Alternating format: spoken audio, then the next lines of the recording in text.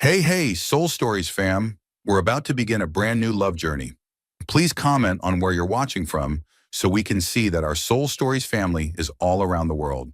The launch gala for the Revenant X Orchestral Industries security system had turned the Grand Hall of the Belladonna Hotel into a sea of glass. Chandeliers cascading like waterfalls of light, crystal glasses chiming together, satin gowns gliding across marble floors. At the edge of that luxurious rhythm, Mara Vale slipped quietly through the crowd, a shadow with an old film camera slung across her shoulder. She photographed the CEO's gaze during the speech, the hands lifting champagne flutes, and the empty spaces between two breaths. The kind of moments every event had, but few ever noticed. Behind the stage, the air smelled of paint and hot cables. Equipment crates stacked high formed a maze. Mara ducked inside to change her film roll. In the blurred red glow of the exit sign, she froze. A man wearing black gloves was handing a silver USB drive to someone in a dark suit. They leaned close, whispering. She caught one word floating by like a small fish in water. Bypass. Her hand reacted on instinct. Click. A sound barely louder than dust brushing metal. The man in gloves snapped his head around. Their eyes met across the dense shadows. Mara's heart skipped. She took half a step back, then turned and walked fast. Footsteps followed, heavy, steady, echoing against the marble of the backstage corridor. The hallway was narrow, a cold draft slipping through a service door. Mara ran. The fluorescent lights flickered like an overworked heartbeat. She turned a corner and collided with a tall, solid figure. The scent of cool mint hit her face. "You!" A deep voice cut through. "Someone's chasing me," Mara gasped, clutching her camera strap tight. The sound of approaching footsteps grew nearer.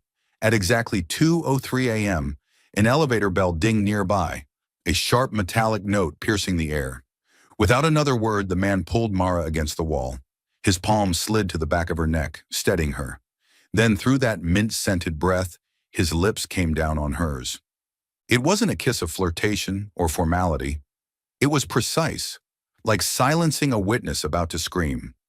Firm, warm, calculatedly calm, and effective. The pursuer rushed past the end of the corridor, glanced their way, then kept going. The radio crackled in the distance. Mara stayed frozen, body strung tight as an overtuned wire. The mint lingered on her tongue, and strangely, it quieted the panic inside her. She could hear something she hadn't expected, his heartbeat. It wasn't as steady as his face. It was pounding. Clear, fast, almost matching her own. When the air was safe again, he finally stepped back half a pace. The white light revealed a square jaw, a straight nose, and gray eyes reflecting the ceiling lights like shards of ice. "You can speak now." Not a question. An order dropped like a stone. "You just—" Mara's voice came out hoarse. "Kept you quiet," he replied evenly. "If he'd seen your face, Manhattan would have swallowed you whole tonight." Her anger flared as the fading adrenaline subsided. "Who are you to decide how I breathe?" Elias Rourke. The name landed like a rivet driven into steel. Revenant Labs. That name clicked in Mara's mind like a key turning in a newsroom lock. The youngest CEO of a cybersecurity empire. Rarely smiles, many rumors, never photographed. And her, a freelance photographer hired by Kestrel. Her phone buzzed in her pocket. On the screen, a message appeared, cold as ice. "Don't develop the film, or you'll join your father." The blood drained from her face. Elias caught a glimpse of herself in her glasses. His eyes sharpened, just as another set of footsteps echoed around the corner. He shifted, blocking her from view. His voice dropped low. "Come with me." "No." The word escaped, weak but reflexive. "Or stay and disappear." He didn't wait for consent, swiped his security card, opened a side door, and pulled her through. The steel door sealed behind them, swallowing the outside noise. They stopped in a darker, warmer maintenance hallway. Mara wanted to curse, to shove him, to demand an explanation. But what came out instead was a strange question. "Do you usually do that? To strangers?" "Only when I need to keep them safe." His tone softened, just barely. In the dim light, his gray eyes flicked briefly to her lips, then away again, as if he too realized he'd crossed a line. Outside, the elevator bell dinged once more. Fate's cold metronome. Mara gripped her camera strap to steady herself. Her fingers brushed against something metallic on the floor. She bent down and picked it up. A silver lighter engraved with the letter R.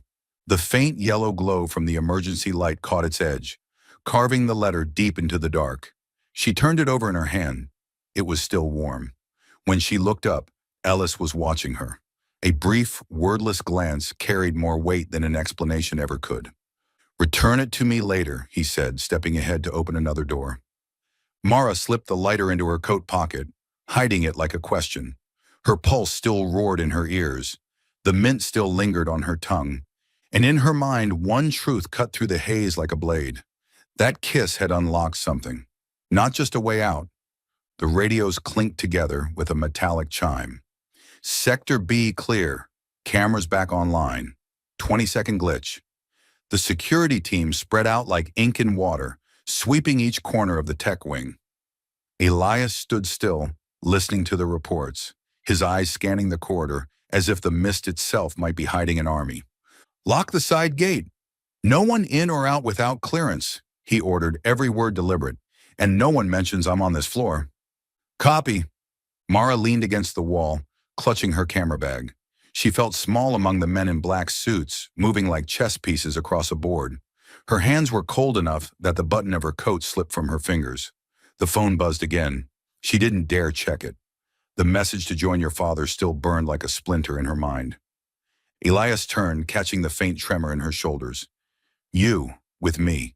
He pushed open a steel door, leading her into the surveillance room, where four walls met, the faint smell of rust, and a line of monitors like windows with no sky. "Sit." He poured water and set it in front of her. 3 sips. Mara wanted to argue. Instead, she lifted the glass. Her hand still shook.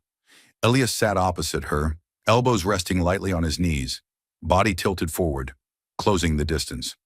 "Your pulse is spiking," he said, eyes steady on her face. "Inhale." 3 times.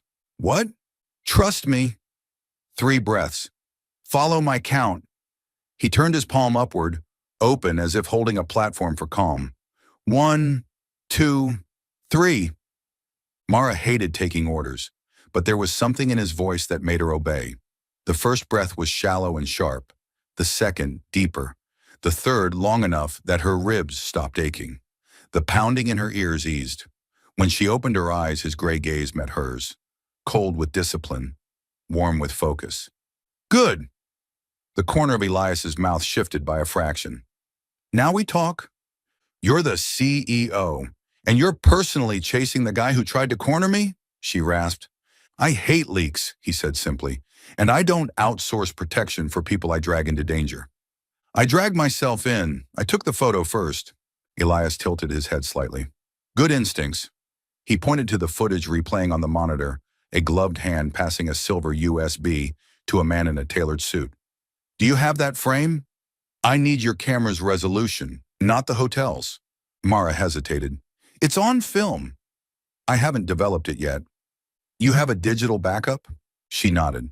"Partial. I shoot both." "Show me." Elias pulled up a chair and connected a card reader. Mara transferred the files. The images flashed across the screen like fragments of memory. Red light, dark figures, gloved hands. They leaned in too close, close enough for her hair to brush his shirt collar. She caught the faint scent of mint again, the same one that had disarmed her earlier. She hated it, and confusingly, it felt safe. "Zoom on the hand," Elias said. Mara moved the cursor. At the edge of the silver USB, a faint engraved logo surfaced like a dolphin's fin cutting through water. She froze. "That's Revenant," Elias finished, voice dropping like a blade leaving its sheath. "Only senior staff have marked devices like that." The air thickened. On screen, the symbol flickered once, then held steady, forcing them to look at it. Mara glanced at him, waiting for a reaction. He didn't curse or flinch. Only his jaw tightened, a tendon in his wrist standing out like a cable. "So," she whispered, the chill of the concrete floor crawling up her spine, "someone inside your company is running this." Not someone, he said. At least two. The handoff and the receiver. Footsteps pounded in the hall. The radio crackled again. Technical wing A. 3-second power dip. Possible manual interference. Elias stood immediately, one hand brushing the chair back as if grounding himself. He looked at Mara. From now on, you don't develop the film. You don't talk to anyone. Everything goes through me. I don't work for you, Mara shot back, defiance sparking through her fatigue. His gray eyes darkened to shade. No, but if anyone mentions your father again, I'll be the one standing between them and you. The words fell like an invisible coat over her shoulders. She didn't know where to file the feeling. Not quite safe, not quite surrender. So she said nothing, listening to the air vent breathe like a distant sea. And now, Elias bent, picking up the silver lighter she'd returned earlier. The engraved R glinted under the dim light. He flipped the lid, and a blue flame flickered, casting both their faces in a soft, trembling glow. We checked the exit routes. The lights flickered once, then went out. Every monitor went black, a grid of swallowed windows. In the thick dark, only the tiny flame remained, shaking like a firefly. They know we've seen the logo, Elias said quietly, each word sharp as a pin. And they're coming. Night had drained the heat out of Manhattan, leaving the streets damp and the neon lights weary. Mara left the belladonna through the staff exit, clutching her camera to her chest like a charm. She crossed the taxi line and slipped into the back seat of a waiting cab, rattling off the address of her tiny studio in the Lower East Side. The door shut, and the world outside sank behind fogged glass, breathing smoke. She unlocked her phone. Another anonymous message awaited. Stop now. Your film is being watched.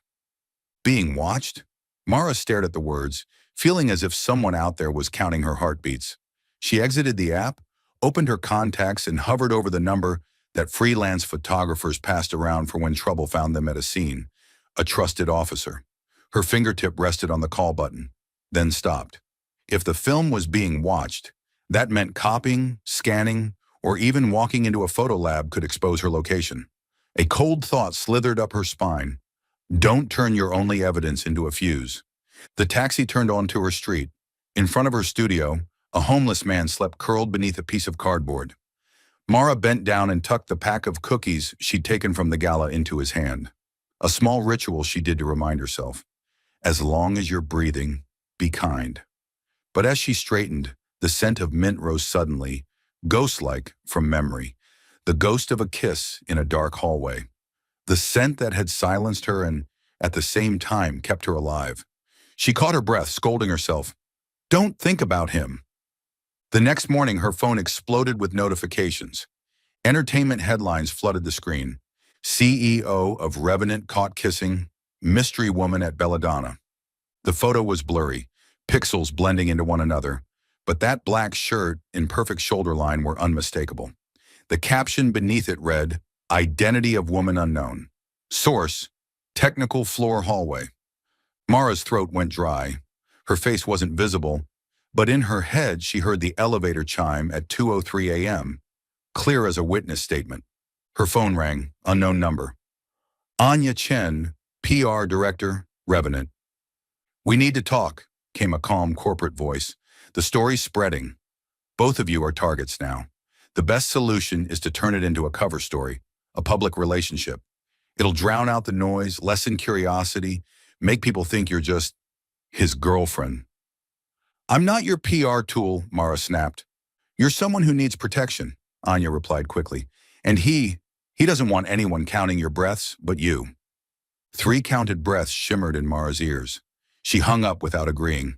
5 minutes later, a knock echoed at her door. Through the peephole, Elias Rourke.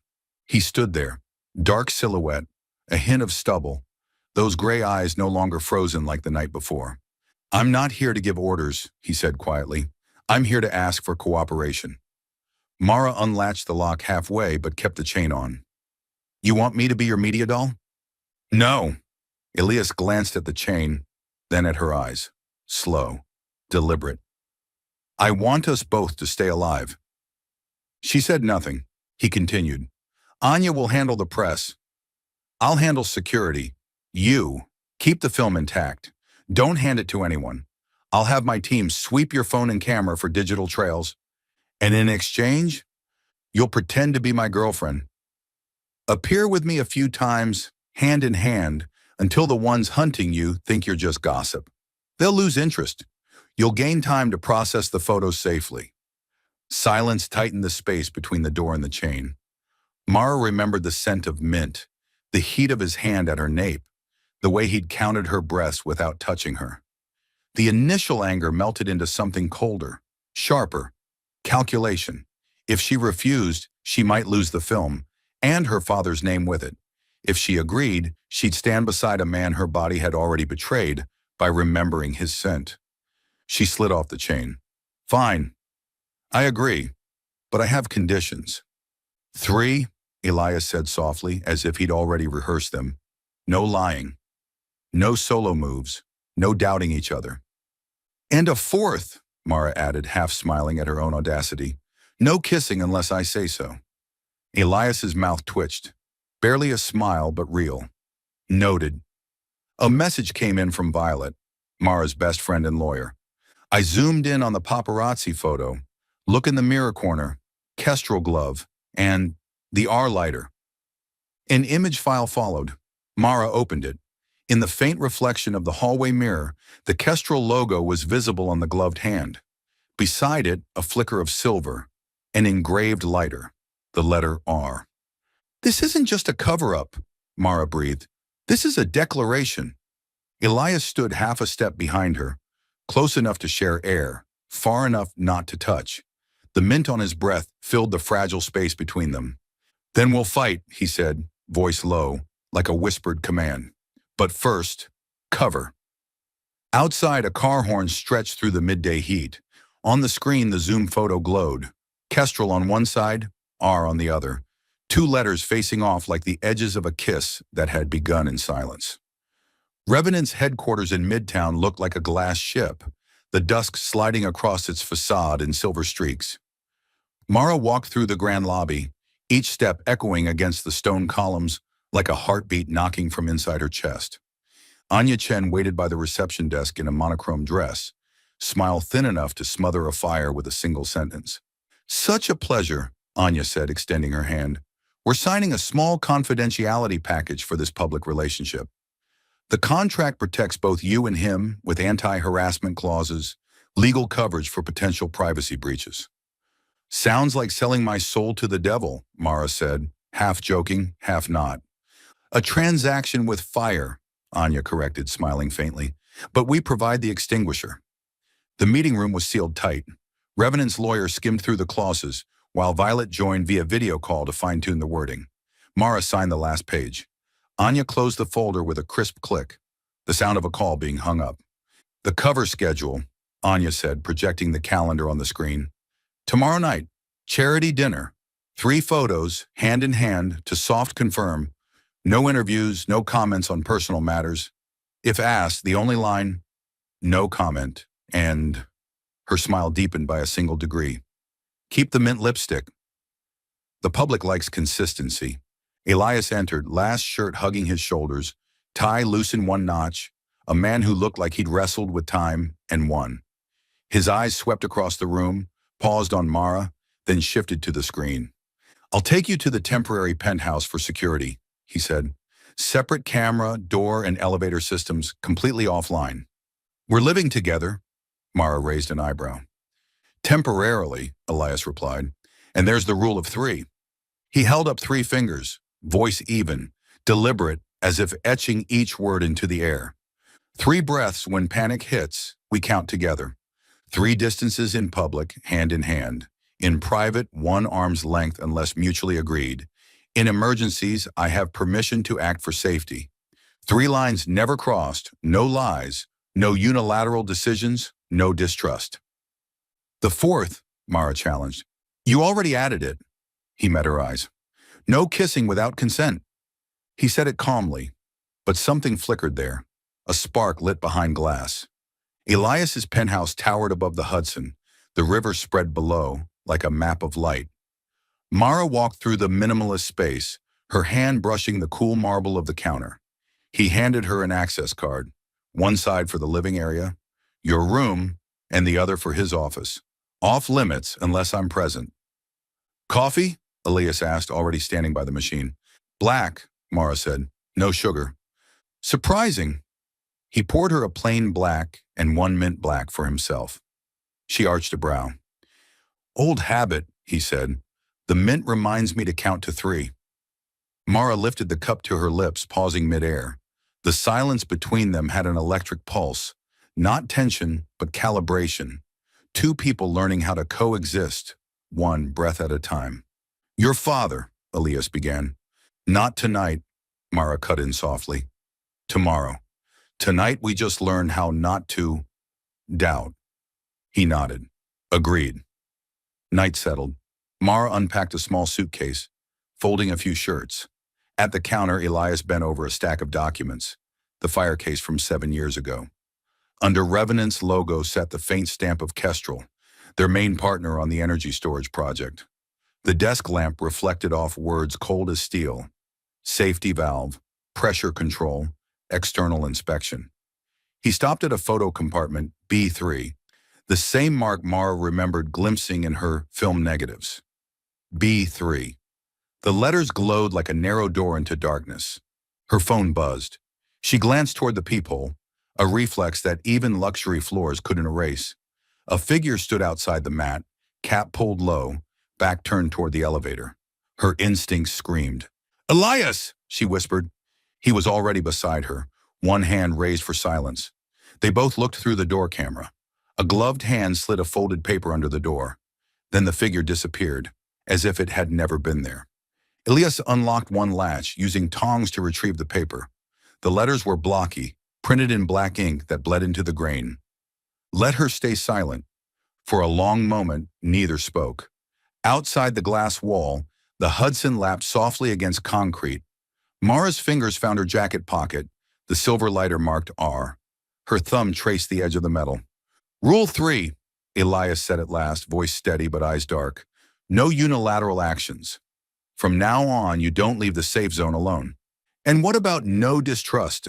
Mara asked, half challenge, half tremor. We'll learn, he said. But they just taught us something too. This isn't a publicity stunt anymore. He placed the note on the desk, directly over the Kestrel logo. 2 words, 1 threat, 1 corporate name now lay side by side, drawing an invisible line straight back to B3. The night seemed to lengthen, and within that stretch of darkness, the faint scent of mint hung in the air as a thin thread stitching the two of them into the same fabric, one they hadn't chosen, but now had no choice but to wear. By late afternoon, the sky had turned a leaden color. Anya sent over the schedule for their next public appearance, but Elias ignored it the moment his security team reported. Kestrel employee R. Dwyer just left headquarters, heading toward the riverfront. He looked at Mara. Let's go. They tailed the silver sedan through rain-slicked avenues until it reached an old warehouse district near the abandoned container docks. Brick walls cracked like veins, rusted steel doors sagged, and weeds clawed through broken concrete.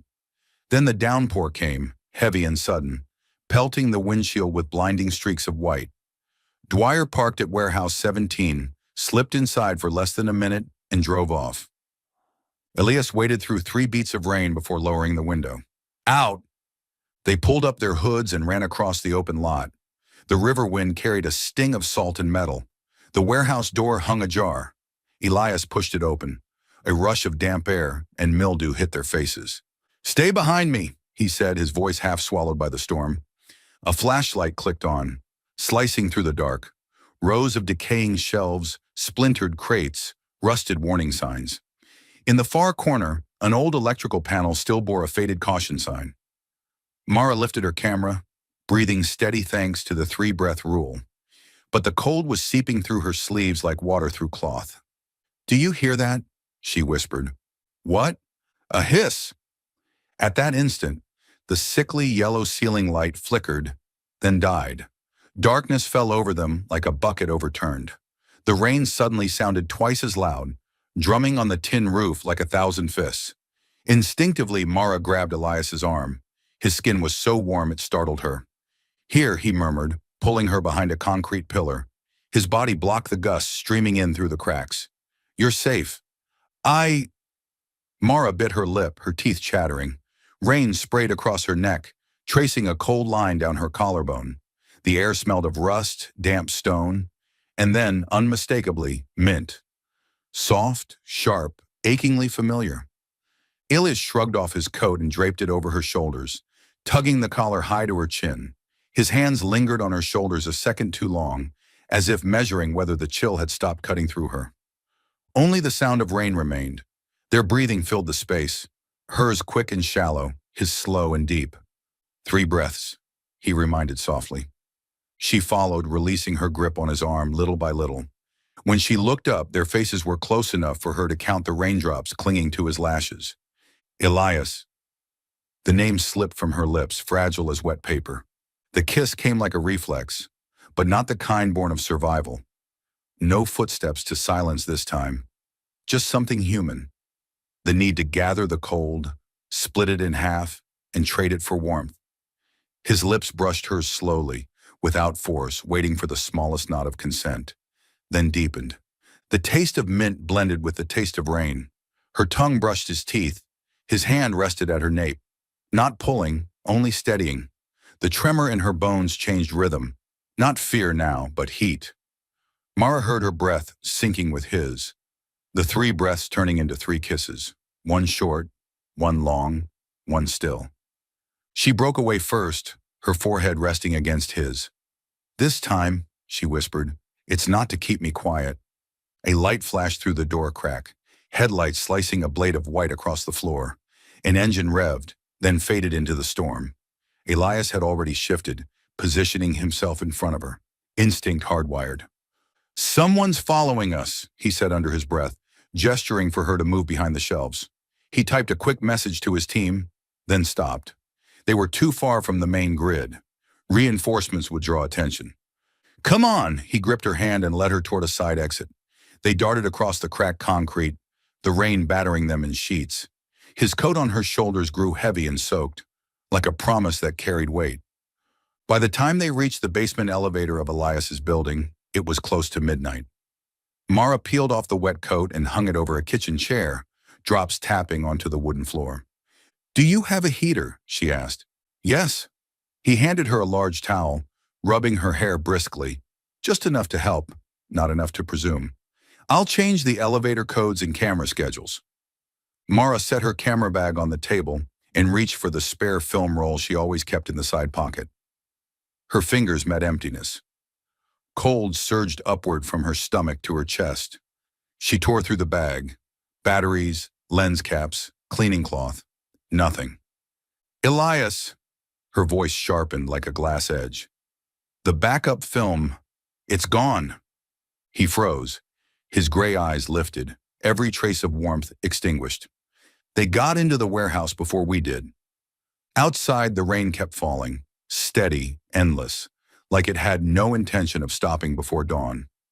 Mara's darkroom, located behind the studio, was a small wine-colored box. The red safety lamp poured its light over the steel sink, with clips of photos dangling like fragile ribs. The air was thick with chemicals and damp paper blending into something sticky, like a secret halfway through revealing itself.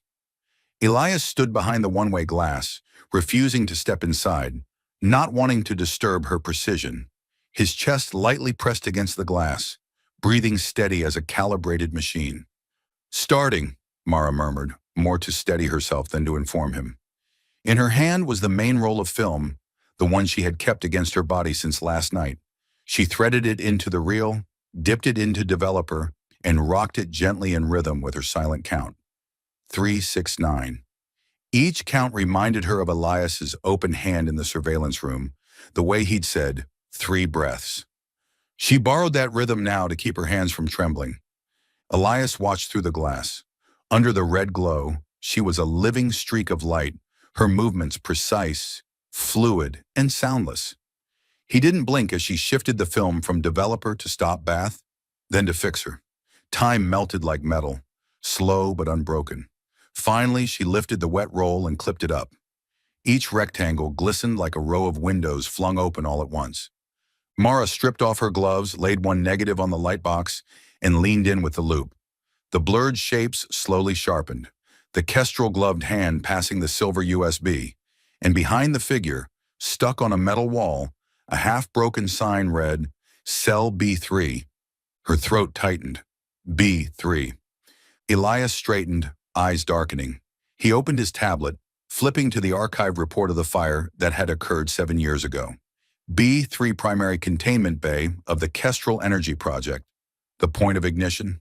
The official report had blamed operator error due to valve malfunction. However, the pressure graph he'd once analyzed told a different story, a lag pattern suggesting that the valve had been replaced with a non-certified part. Kestrel didn't just hide a failure, Elias said slowly, each word striking the steel table.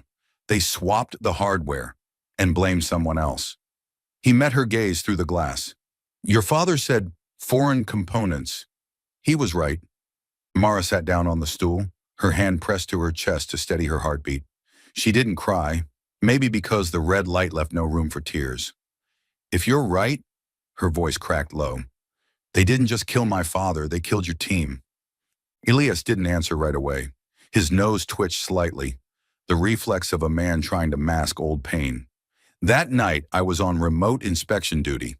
We lost 3 minutes to a false alarm in Section A. When the feed came back, B3 was already burning. He stopped, as if pulling back a wire that had gone taut. Those 3 minutes, someone created them. In the thick silence, the drip of the rinse hose into the sink sounded like tiny needles piercing the air. Mara slid the negative into the enlarger tray and dipped the photo paper into the developer. Shadows bloomed across the sheet. The Kestrel glove, the silver USB, the scratched B3 sign. She lifted the print with tongs and clipped it up, letting the chemicals drip off. Is this enough for prosecution? She asked. Enough to reopen the case, Elias said. But if we submit now, whoever inside Revenant is involved will wipe everything before their name surfaces. So we fish for bigger prey, Mara said, her eyes burning with a strange, new steadiness.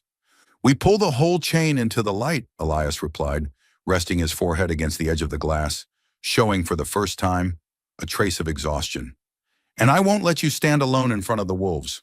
The dark room was soundproof, yet the phone on the table outside buzzed loud enough to slice through the quiet. Elias glanced at it. The alert came from Revenant's security team. Core server breach, source, external, spoofed, tracker trace, Lower East Side, apartment of M. Vale, the access trail from Mara's apartment. Elias looked up just as she lifted the developed print, examining it like a door she'd finally found the key to. He opened the darkroom door. The red light spilled over his face, shadowing half of it in bruised color. Mara, he said quickly, voice tight but calm, as if holding a breath count in his chest. My network was hacked. The trace points to your place. She froze. The print in her hand trembled. A drop of developer fell onto the floor. They planted me. Or someone's in your apartment, Elias said. Tonight.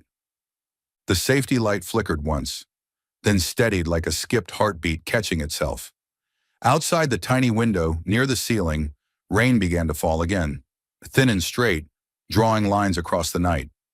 3 breaths, Mara whispered to herself. But this time the third one came too short, because she knew, from now on, every breath she took was already being watched. Soul Stories fam, if you're watching on another channel, come home to us at Soul Stories, where tens of thousands of listeners and sharers come together. The alert hit Elias's phone while he was still in the darkroom. Search team dispatched to LES address. Warrant attached. He looked up. Too late. Revenant's own security unit, black-clad and efficient, stormed into Mara's apartment like a cutting wind. They opened cupboards, flipped drawers, and dusted the window frame for prints. Neighbors peeked from the hallway, one even filming. The mint green door of her home had become the entrance to a public exhibit. Mara stood in the middle of the room, arms folded tight as if holding on to something invisible. The photos she'd taped to the wall with paper tape were stripped down for material inspection. Her tin box of memory cards was sealed in evidence bags. A young guard, eyes on his tablet, voice mechanical, read off the protocol. Suspicion of IP origin linked to unauthorized access to Revenant servers. Cooperation will minimize legal liability. Legal liability? Mara's laugh was hoarse, sharp, like biting glass. You just turned my home into a crime scene for a crime I didn't commit. Elias burst in, but froze at the doorway. Two agents blocked his path. Step back, Mr. Rourke, one said, quoting the same procedures he himself had written. The law of his own making was now the wall between them. Stop, Elias ordered quietly, facing the team lead. Suspend all non-critical seizures. I take responsibility. We're acting under warrant, sir. Then I'm revoking it? Too slow. He was still slower than the machine his company had built. By the time he made it inside, Mara was standing by the half-open window, noonlight pale against her cheek. She didn't look at him. You called them here? No, Elias said truthfully. I ordered an IP trace. Not a raid, not without me. But they did it, she cut in, turning to face him.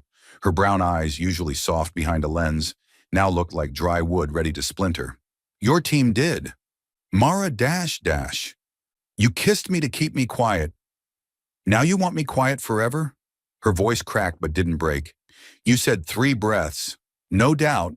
Then let your people turn my home into a suspect's den. Elias swallowed once, slowly, as if forcing a stone down his throat. All I wanted was to keep you safe, but I was wrong.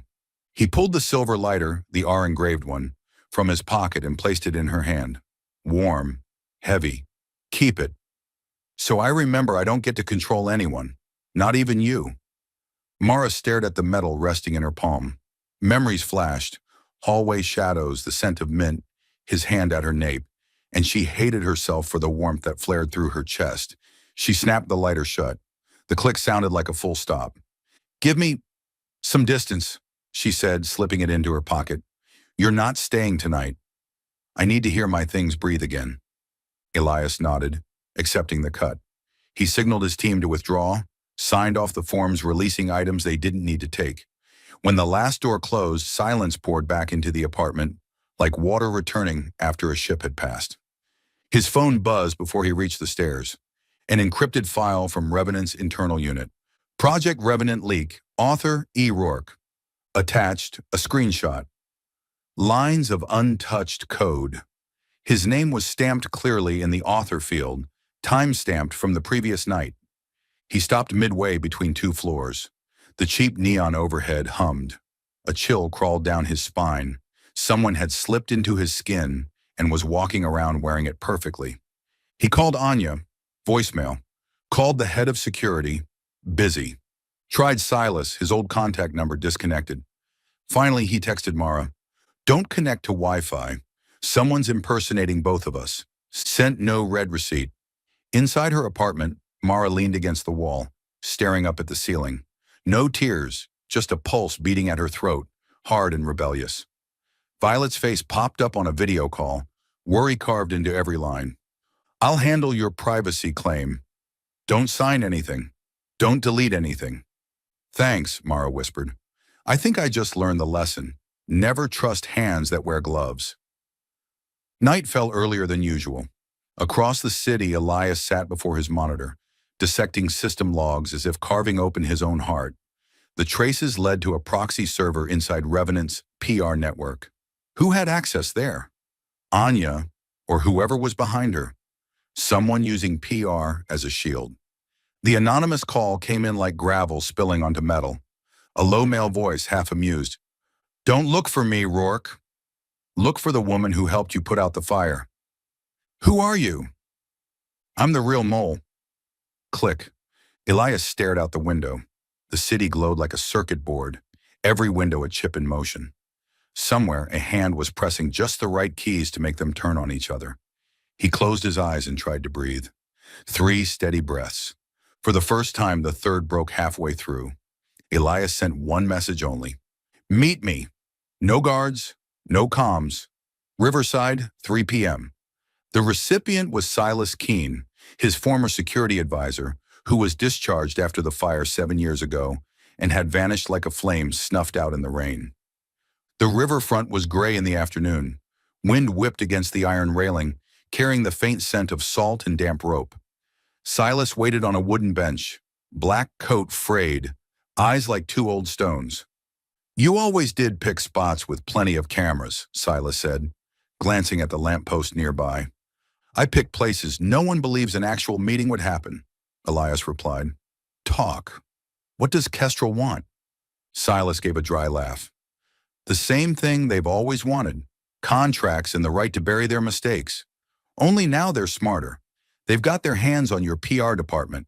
When security screams anomaly, PR calls it a cover story, and everything gets buried. Anya? She owes someone, Silas said flatly, and debts like that make perfect puppet strings. Don't believe everything pinned on her. Find out who she owes. Elias's silence hung for a beat. Who linked my name to Project Revenant leak? Not your tech team. Someone with PR clearance, the kind that can make a lie look like truth. Silas stood, pulling his collar up against the wind. And remember, Kestrel got into Bay B3 with a forged signature. The deaths that night weren't an accident. Proof? Silas's mouth twitched. Look in the original contract. Ink inconsistencies. Left-handed break in the S. That's all I've got. The rest? He nodded faintly. The girl can find it. At the same time, in Violet's law library, Mara turned the pages of a file thick with old paper dust.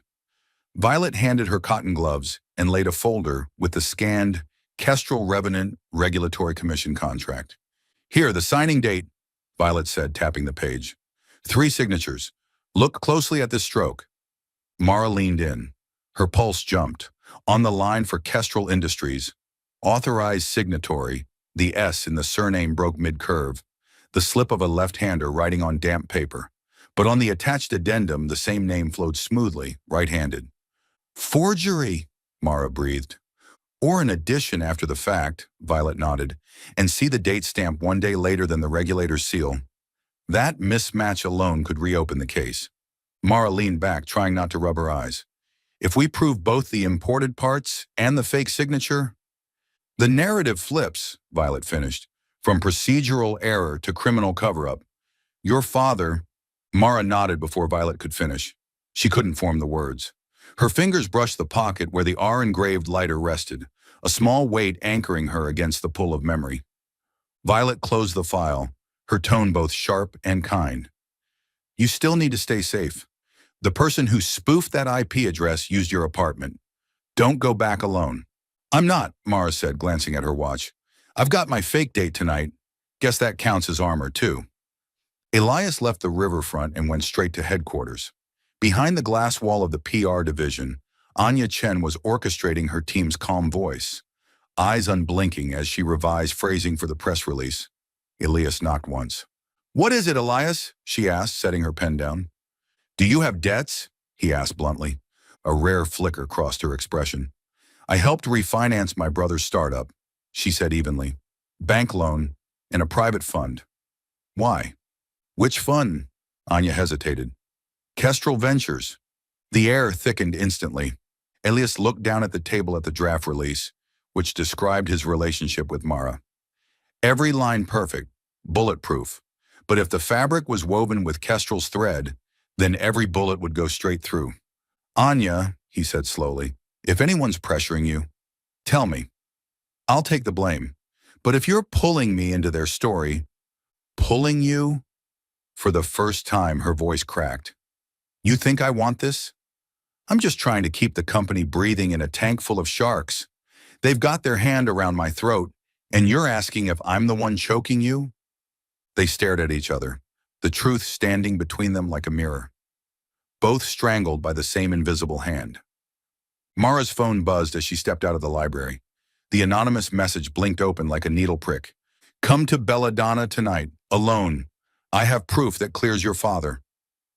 She froze under the last ray of daylight, her heartbeat plunging from throat to gut. Violet caught her by the shoulder. Don't. You know I will, Mara said softly, if there's even one chance. Then at least let me follow. Alone, Mara read the words again. He'll sense another presence. She looked up. Manhattan's skyline burned in gold, cruel and magnificent. On the screen, the message glowed, small yet world-shifting. In the corner, her camera icon pulsed one roll of film still undeveloped, one breath left to decide. Mara shut the phone. Inside her pocket, the R lighter knocked gently against her hip, like a signal. She inhaled 3 times and knew.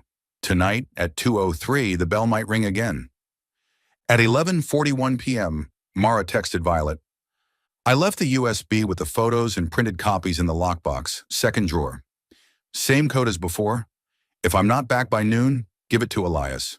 She stood in her tiny kitchen, opened the tin box, placed inside the freshly developed photos, and a note that read, B3 Kestrel Journalist. Her fingertips brushed the photo's edges, its chemical scent still sharp, before she closed the lid. "You sure about this?" Violet's voice crackled through the phone, papers rustling on the other end. "Not sure," Mara said honestly. "But if this is the only chance to clear my father's name, I'm going. Call Elias, or let me come with you." He said alone, "And if this is a trap, dragging you both in would be stupid." A pause, then Violet exhaled. "Fine. Share your location with me. I'm 15 minutes away. If you're not online by 2:10, I'll call 911 and him." "Please," Mara whispered, "and keep the R lighter for me. If I..." "Don't you dare finish that sentence. Go and come back." Mara hung up, standing still in the doorway for a heartbeat. The city outside breathed in neon. She took 3 measured breaths, like he taught her, then pulled on her coat, slid the silver lighter into her pocket, and stepped into the night. Belladonna at midnight glided past the glass doors like a quiet beast. Mara entered through the staff corridor, the same floor her heels had once clicked during the gala. Now there was only the smell of detergent and the hush of after-hours emptiness. She sent a short text to the anonymous number. "I'm here." The elevator was waiting, its open doors like a watching eye. She pressed the technical floor button. As the doors closed, a familiar tension climbed her spine.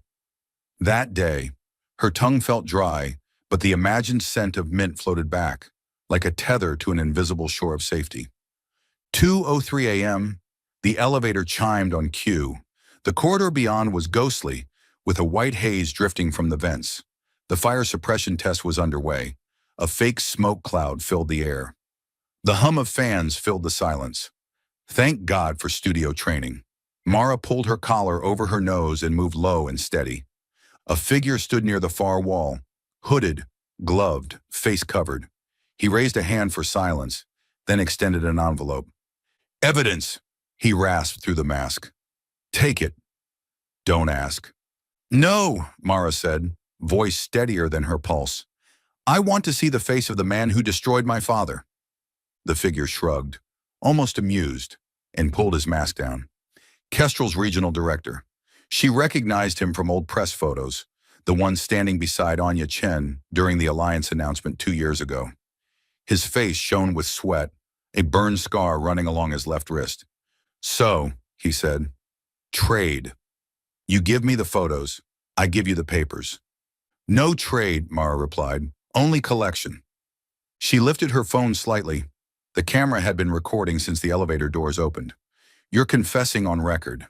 His eyes darkened. "Revenant's PR will devour you before we ever have to speak." "You think your hero writes his own legend?" Her throat tightened. "You're lying." "Ask Anya Chen," he sneered. "Ask about her debts, her brother's company, and who really put your hero's name on the leak." At that same moment, Elias was staring at his penthouse monitor when a small GPS ping appeared, Mara's signal, inside the Belladonna technical floor. "No," he muttered. "Mr. Rourke, don't..."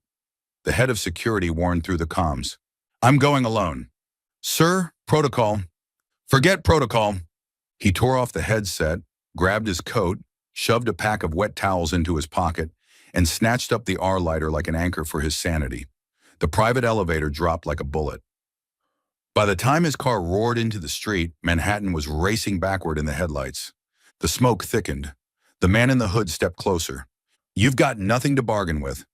Drag this out and you'll choke first." He pressed a button on the device in his hand. More smoke hissed out, acrid and burning. Mara coughed, her throat on fire, but her hands didn't shake.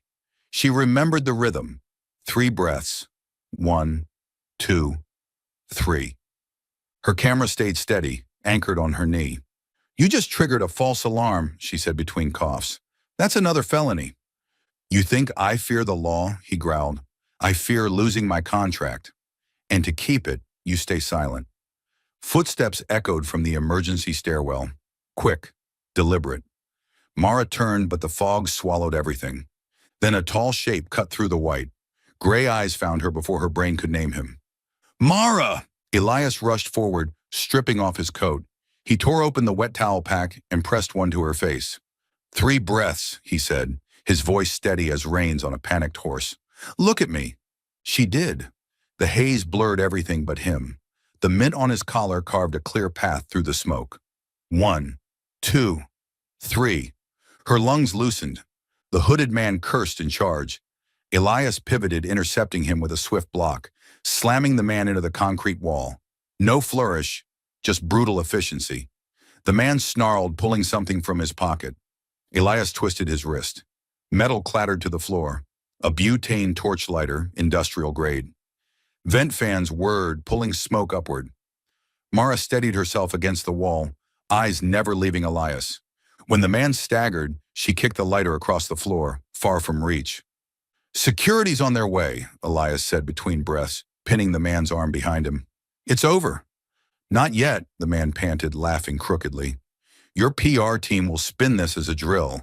And your girl, he sneered at Mara, she'll stay quiet again. No, Elias said, gaze locked on him. No one stays quiet anymore. Guards stormed in. Commands shouted. Cuffs snapped. Rights read. One reset the fire system. Another killed the smoke. Amid the chaos, a small pocket of calm remained, just wide enough for 2 people. Elias turned back to Mara, gently lifting the damp towel to her mouth again. 3 more breaths. Slow. She obeyed, then lifted her eyes to his. They were close enough to catch the scent of the air the other exhaled. The words came out low, breaking somewhere between confession and surrender. The first kiss was to silence you, Elias murmured. But since then, I've been addicted to you. The smoke still lingered, but their breathing was clear now. Something metallic in Mara's chest softened, melting into the familiar scent of mint. She touched the cuff of his sleeve, silent consent, quiet promise. Handcuffs clicked. The hooded man was dragged away, still shouting, I'm not alone. PR helped me. Got it all on video, Elias asked quietly. Mara raised her phone. The red recording light still blinked. Every word. He exhaled long and deep. The 2:03 chime still echoed faintly in their minds. But this time, it sounded like a chapter closing. They left Belladonna through the service exit. The night wind was cold, dry, almost clean. Elias guided Mara into his car.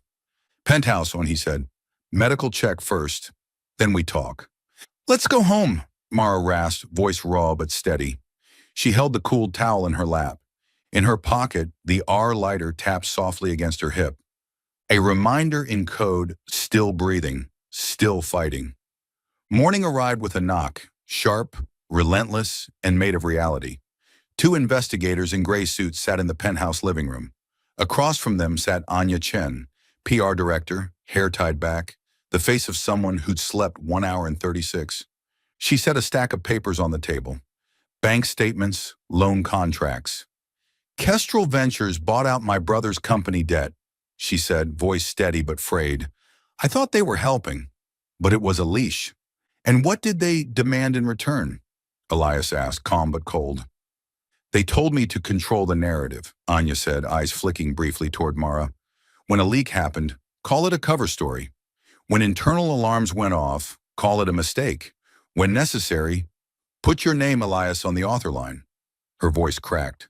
I tried to keep things from exploding. But the more I held it down, the hotter it burned. Mara looked at her, not to forgive, not to condemn, but to see a human being suffocating on her own conscience. Did you know about B3? Anya shook her head. I knew the contracts, not the forged signatures. I thought I was patching the present. I didn't realize I was bearing the past. One investigator spoke. Ms. Chen, if you turn over all emails and records, we can protect you as a cooperating witness. Anya nodded quietly. I'll cooperate. Then looking at Elias, she whispered, "I'm sorry." Elias held her gaze for a long, silent beat. "Then say you're sorry while telling the truth. Out there." He turned to the agents. "I'll hold a press conference today. The stock will fall, so be it. This company won't survive on silence." The news spread like fire through a dry forest. By noon, the Revenant headquarters lobby was flooded with reporters, lenses pointing from every angle. Mara stood behind a marble column, camera hanging at her chest. Violet was beside her, one steady hand on her shoulder, a wordless vow. "I'm here." Elias stepped up to the podium. No tie, sleeves rolled up one notch, the same as the night at Belladonna, but his eyes were no longer ice gray. They were clear. On the table before him sat one small object, the silver R lighter. The stage lights caught it, throwing a thin golden line across the air, like a border between before and after.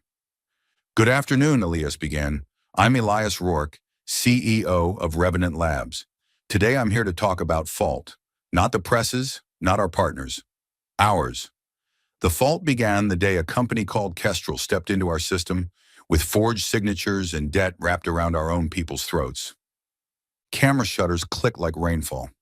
Elias continued, "We're turning over every piece of evidence to the authorities. Photo sequences from the B3 site, server logs of the breach, and communications between PR and Kestrel Ventures.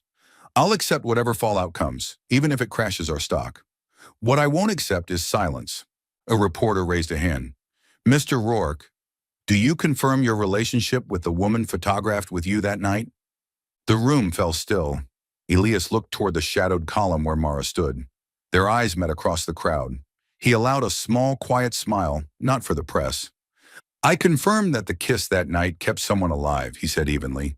"As for everything after, we'll talk when there are no cameras." Laughter rippled through the crowd like pebbles skipping over water, but it didn't cool the room. Elias finished, "Revenant once believed control was strength. Today we learn that truth, owning it, is the foundation of real strength." He lifted the R lighter, letting its reflection glide across the metal. "To remember those we lost, and the ones we choose to keep." Mara clicked the shutter. The frame captured perfectly. Elias before a sea of microphones, the golden glint of the lighter drawing a diagonal line across his profile. A single photo strong enough to stand alone on a magazine cover. When the press conference ended in a storm of questions, Elias slipped through the side corridor.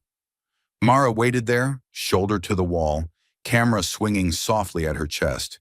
He stopped in front of her, close, but not touching.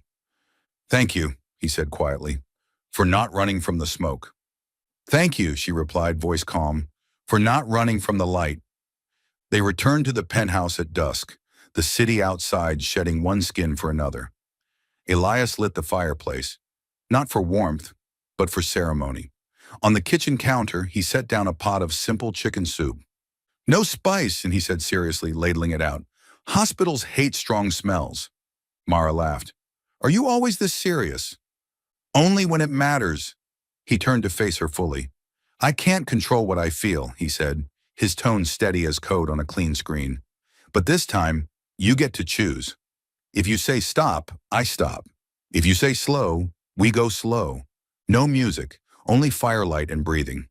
Mara took one step forward, her fingers brushing the second button of his shirt.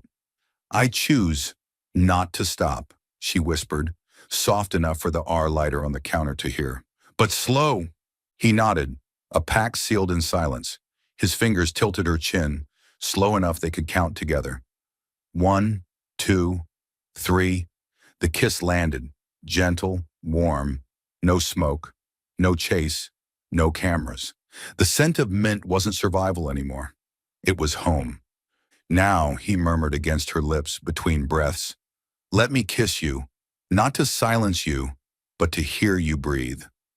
The kitchen glowed like a photograph in development, fire tracing gold along her neck, his hand resting at her waist, asking before pulling closer.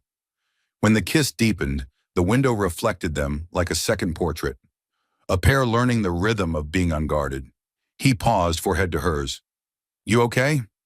"I'm okay," Mara said, her voice breaking softly like a wave meeting sand. They moved slowly, Like learning a new language by touch. The coat slipped off the chair. The R lighter stayed on the counter, catching twin reflections of their breaths. When the flames lowered half an inch, Mara smiled mid-kiss. Do you always smell like mint? Yes, Elias whispered against her skin. To remember to breathe. Outside, Manhattan stretched into a rare, quiet night. Inside, they closed every door that didn't matter. And in that fire-lit kitchen, silence finally returned to what it was meant to be. Not concealment, but trust. Violet stepped out of the prosecutor's office with wind-tousled hair and eyes alight, the kind of brightness only seen when a door finally cracks open. We have a hearing date, she said, her tone cautious but trembling with joy. The prosecutor agreed to reopen the B3 case on 3 grounds: forged signatures, off-list components, and PR manipulation of internal information. This time, they can't silence us. Mara sat on the courthouse steps, clutching the tin box that held the printed photos. Late winter sunlight spilled across her face in a honey-colored glow. And Kestrel, they've been formally indicted pending trial. The regional director, the one from Belladonna, is in custody. Kestrel Ventures is under investigation for collusion and PR tampering. Violet exhaled. Anya turned over everything. Emails, loan contracts. She's cooperating. Mara nodded slowly. Her chest rose and fell evenly, the sting in her fingertips gone for the first time in months. Do you think Dad can hear this? If there's a signal wherever he is, Violet said, squinting up at the sky and squeezing her friend's hand. He's hearing it right now. By midday, the story exploded across every major outlet. Kestrel indicted. Revenant forms independent ethics board. Executives suspended pending investigation. But it was a smaller headline, tucked in the lower corner of a digital news page, that made Mara cry silently. Review committee admits possible misjudgment in case of chief engineer NV. 3 letters, her father's initials. Each one felt like a breath had finally returned. That afternoon, Elias drove Mara to the quiet cemetery on the outskirts of the city. The pine trees cast long shadows, the air heavy with the scent of resin and damp earth. They stopped at a small stone marker, its gray surface washed pale by the years. Mara knelt, placing a bouquet of small white flowers she'd bought from a corner shop. The florist said these are for telling the truth, she said with a trembling smile, wiping her tears with her palm. Elias stood beside her, silent for a long time. Then he reached into his coat pocket and pulled out the R lighter, the same one that had followed them through smoke-filled corridors and blinding boardrooms. He placed it beside the bouquet. The silver caught the sun, casting a thin line of light across the grass like a thread mending something invisible. For the brave, he said softly, who are no longer forced to stay silent. And for the one who taught us that truth, however slow, always arrives. Mara traced her finger along the engraved R, then withdrew it quickly, afraid her touch might make it colder. Dad used to say when a machine makes a strange sound, it's not always because the operator's clumsy. Sometimes it's one wrong bolt. And if you stay silent out of fear, that bolt will kill someone. Elias looked at her, and his eyes had never been gentler. You made me believe in truth, not control. I can build systems, I can write protocols, I can build walls, but without truth, everything's just a black box. They stood there without words, their shadows stretched together across the grass. Mara began to speak to her father about the nights full of smoke, the sound of the 2:03 chime, the scent of mint, and how one man taught her to take 3 breaths to survive, then 3 vows to keep going. No lies, no recklessness, no doubt. On the drive back, Mara's phone vibrated. A new email. The subject line was short, time cover, selection notice. She opened it, hands still gripping the seatbelt out of habit. We've selected your photo from the Revenant press conference. The reflection on the small lighter. Proposed title, The Man Who Chose Truth. We'd like your permission to feature it. Mara handed the phone to Elias. He read it silently, lips curving into a restrained smile. His gaze lingered on the image, the faint glint on metal that had once been nothing but a tool for fire. A small lighter, he murmured, and it warms a whole cover page. It's not the lighter, Mara said softly, voice tight with emotion. It's the choice. She leaned back against the seat, exhaling as her heartbeat settled. Steady, rhythmic, like a train finally pulling into the right station. Their story's cliffhanger didn't arrive in smoke or threat this time. It came as light, traveling the long road home, exactly where it was meant to go. 6 months later, Manhattan wore its summer skin, clear sky, sunlight scattered over the Hudson. Inside Revenant's headquarters, a corridor of light stretched across the grand lobby. Hundreds of ceiling panels programmed to shift hues in slow rhythm, while the black carpet below gleamed like unexposed film. On stage, the massive screen read, Project Lumen, the company's new cybersecurity system, named after one of Mara's photographs. Light in the hallway. Good title, Anya murmured beside her backstage. Her face was softer now, still disciplined, but no longer blade sharp. And, thank you for not throwing me overboard. We just learned how to swim, Mara smiled. Next time, avoid loans with a K in the name. Promise. Anya raised a glass of water, clinking it gently against Mara's, to light exactly where it's needed. The photo exhibition occupied the central gallery. Mara's works were printed large and suspended in minimalist white frames. At the center hung light in the hallway, Elias's silhouette, head bowed, the reflection of the R-lighter cutting a diagonal streak across his cheekbone. The caption read, Dedicated to those who taught us to breathe again. Beside it was a smaller print, the smoke-filled corridor of Belladonna, a blur of a dark sleeve, a strand of hair. No faces, only a story half seen, fully felt.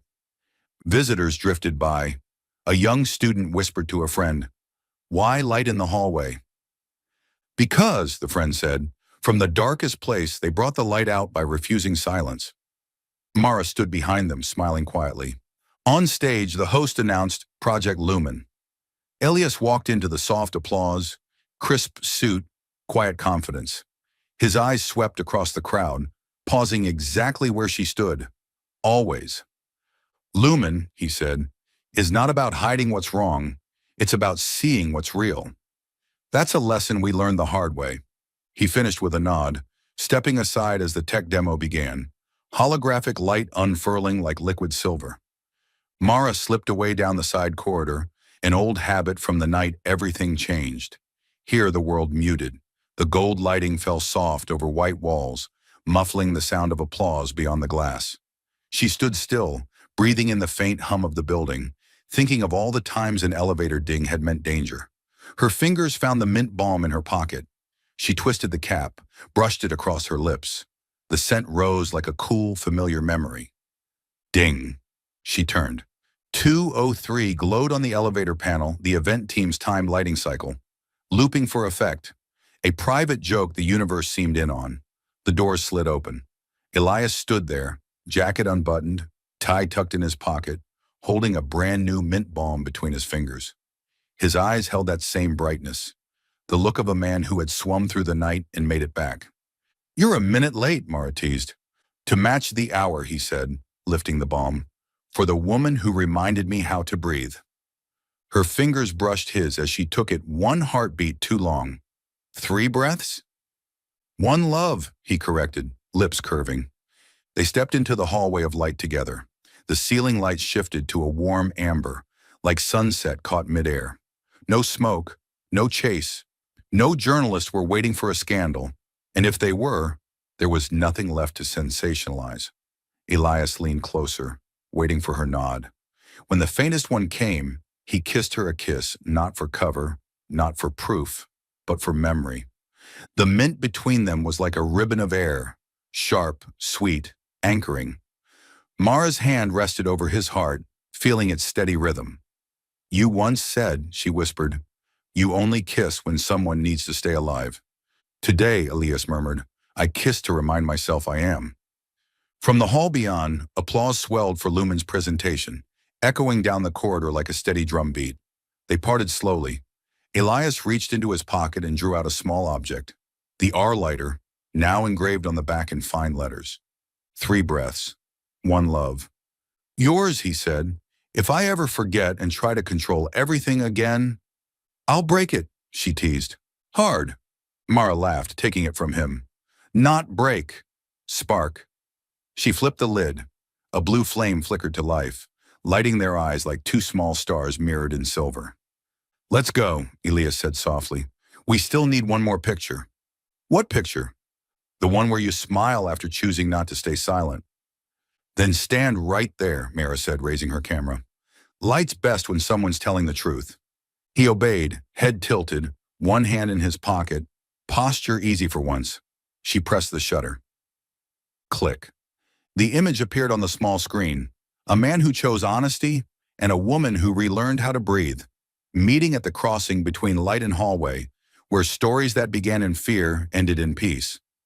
Ahead, the main screen displayed Lumen's logo, the ceiling lights shifting into pure white. In the corridor, Elias reached out his hand, and she slid her fingers into his. Home? He asked. Home, she said. The elevator dinged again. 203. The doors opened. They stepped in, unhurried, unguarded. As the doors closed, a thin seam of golden light traced the edge of the last fragment of day, folding shut behind them. Inside, two breaths intertwined quietly, sure like a photograph finally hung where it belonged.